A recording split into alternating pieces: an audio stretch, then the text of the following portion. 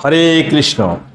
মানুষের জন্ম থেকে আয়ু কিন্তু 100 বছর, তারপরেও এখন বর্তমান যে পরিস্থিতি, মানুষ 50 বছরও বাঁচে না। সর্বপ্রথম যখন মানুষের জন্ম হয় তখন ছোটবেলায় মোটামুটি 4-5 বছর অবধি সে কোনো কাজ করে না, শুধু খায় দায় আর ঘুমায়। এতে কিছু কিছু লোক আছে সমাজে যে 12 ঘন্টায় ঘুমায় এবং 12 ঘন্টা কাজ করে, কিন্তু তার মধ্যেও ফাঁকিবাজি মারে। এবার রইল আপনার বৃদ্ধ সময়। বৃদ্ধ সময়েও মোটামুটি মরার 5 বছর বা 7 বছর আগের থেকে লোকে কোনো আর কাজ করে না, তার কাজ হচ্ছে খাওয়া আর ঘুমানো। তো সেখানে চলে গেল 5 বছর, জন্মতে চলে গেল 5 বছর, 10 বছর আপনি কোনো কাজ করলেন না, শুধু ঘুমালেন। বাকি যে সময়টা রইল এতে আপনি 12 ঘন্টা ঘুমান, 12 ঘন্টা জাগেন। এরপরে হলো যদি আপনি রাতে বেলায় দেরি করে ঘুমালেন একটু, যে কোনো কাজে কর্মে, অনুষ্ঠানে, নিমন্ত্রণে, তারপরে একটা বাহানা, আপনি সকাল মোটামুটি 10টা-12টার আগে ঘুম থেকে উঠবেন না। তাহলে ক ঘন্টা করে হলে করে হিসাব করে দেখুন। এইভাবে অনেক দিন কাটিয়েছেন।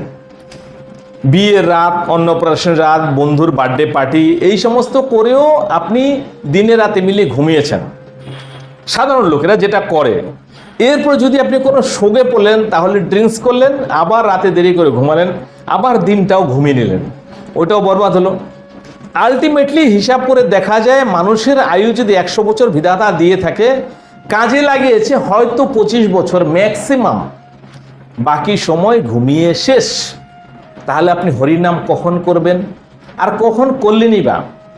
এবার যদি আপনি কাম সুখ উপভোগ করেন রাতে বেলায়, প্রতিদিন বা 2 দিনে একদিন আপনি যৌন সঙ্গম করলেন, অর্থাৎ স্ত্রী সঙ্গ করলেন, এতে আপনার শরীর দুর্বল হচ্ছে, এতে আপনার চোখের ঘুম যাচ্ছে না, সকাল হয়ে যাচ্ছে, বেলা হয়ে যাচ্ছে, আপনি ঘুম থেকে উঠতে পারছেন না, আপনার চোখ জ্বালা করছে, আপনার শরীরটা ক্লান্ত ভাব মনে হচ্ছে কত পরিশ্রম করেছেন। হ্যাঁ, পরিশ্রম তো করেছেনই, পরিশ্রম না করলে কি শরীর দুর্বল হয়? আপনার স্ত্রীর সামনে আপনি কুস্তি করেছেন, ঠিক আছে।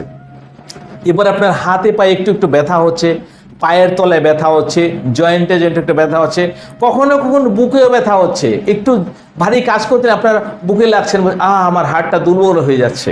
হয়, এটা স্বাভাবিক। 90%-80% লোকের বুকের ব্যথা, হার্টের সমস্যা। কেন? তারা স্ত্রীর সঙ্গম, নারীর সঙ্গম করতে সবচেয়ে বেশি আনন্দ পায়, অনুভব করে। জানে না তারা দিন দিন নিজের আয়ুটাকে নষ্ট করে দিচ্ছে।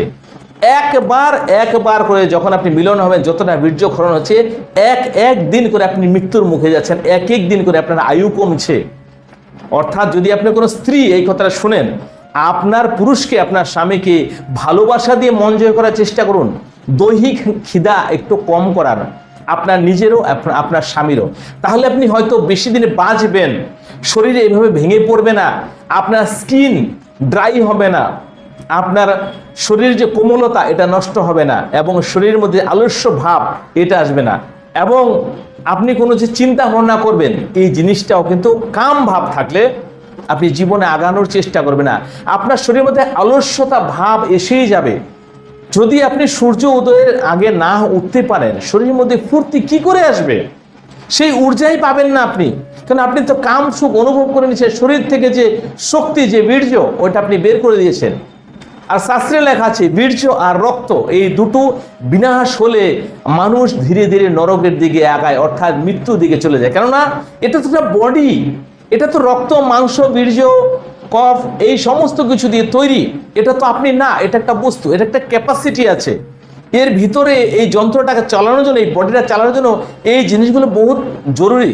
কিন্তু অকারণে যখন আপনি সেই জিনিসটাকে বের করে দিচ্ছেন, তখন সে দুর্বল হয় শরীরটা, এবং হার্ট আপনার দুর্বল হবেই হবে। হার্ট আপনার পাম্পিং করে সমস্ত বডিতে রক্তটাকে ছড়াচ্ছে। যদি আপনার শক্তিটা বেরিয়ে গেল, হার্টটা চালাবে কে? যত সব রোগী আছে হার্টের পেশেন্ট, তারা যদি শুধু 2 মাস স্ত্রীর সঙ্গ না করতে পারে, স্রেফ 2 মাস, ভগবানের নাম নিয়ে থাকবো, দেখুন আমি গ্যারান্টি দিচ্ছি আপনার বুকের ব্যথা চলে যাবে ধীরে ধীরে। তখন আপনি অনুভব করতে পারবেন যে এবার আবার একটু হাঁটুর ব্যথা, একটু পায়ের ব্যথা, পায়ের তলা ব্যথা, একটু মাথা ভারবার, শরীরের মধ্যে এনার্জি নাই, ওই সব কিছু ধীরে ধীরে ফিরে পাবেন। আসলে তো আপনার চেহারা হতে পারে হাতির মতো, হতে পারে একটা পেহলবানের মতো, এটা তো আপনার বস্তু, কিন্তু ভিতরে আপনি শক্তি পাচ্ছেন না, এটা আমি শিওর। আপনি মিলিয়ে দেখে নিন, আমি হতে পারি একটা বাচ্চা, আমার তেমন জ্ঞান নাই, কিন্তু যুব সমাজ যেভাবে বরবাদ হয়ে যাচ্ছে, জাস্ট বিয়ে করেছে, 1 বছর হয়েছে, 2 বছর হয়েছে, 3 বছর হয়েছে, 4 বছর হয়েছে, 5 বছর হয়েছে, বরবাদ হয়ে যাচ্ছে। চেহারার যে গ্লেজ নষ্ট হয়ে গেছে, তার মধ্যে যে লাবণ্যতা ছিল সেটা নষ্ট হয়ে গেছে। সে ছেলে মেয়ে দুজনেরই কি করছে, ওরা দিন রাত কাম সুখ অনুভব করছে। তাকে জিজ্ঞাসা করে দেখুন, অটোমেটিক তার কপাল ঘামছে, শরীর ঘামছে, দুর্বল হয়ে গেছে, নাই ভিতরে বস্তু।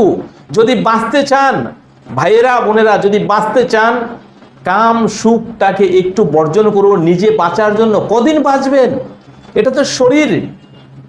একবার যে বীর্য ফলনে আপনার কতটা খাদ্যের প্রয়োজন, কতটা হজম শক্তির দরকার, সে জিনিসটা আপনি 2 মিনিটের মধ্যে বরবাদ করেছেন। সেটা তৈরি করতে কতটা এই বডিকে কসরত করতে হয়, কতটা পরিশ্রম করতে হয়, আমাদের এই সমস্ত ভিতরে যে জিনিসপত্র আছে এদের, কিন্তু আপনি সেটাকে বুঝতে পারছেন না। আপনার ভিতরের জিনিস ওটা কমজোর হয়ে যায় সেই শক্তি না থাকলে। সেই শক্তিকেও তৈরি করতে হয়, এই বডি তৈরি করে। আপনি যদি বাঁচতে চান, আপনি স্ত্রী হন আর পুরুষ হন, একটু হলো বিরত থাকুন, একটু হলো ভগবানের নাম করুন।